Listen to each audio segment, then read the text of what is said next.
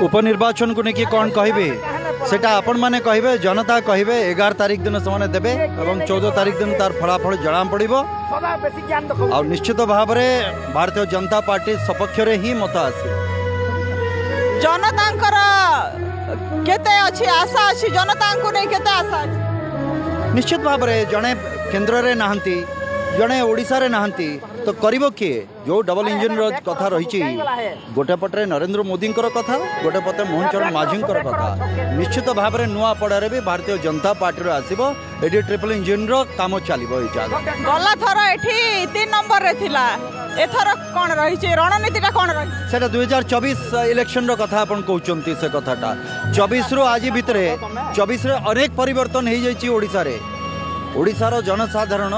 जे पूर्व सरकार थिले ताको उल्टे देइचंती ताको बाहर कर देइचंती आउ शासन भार तांको ऊपर विश्वास नहीं जेहेतु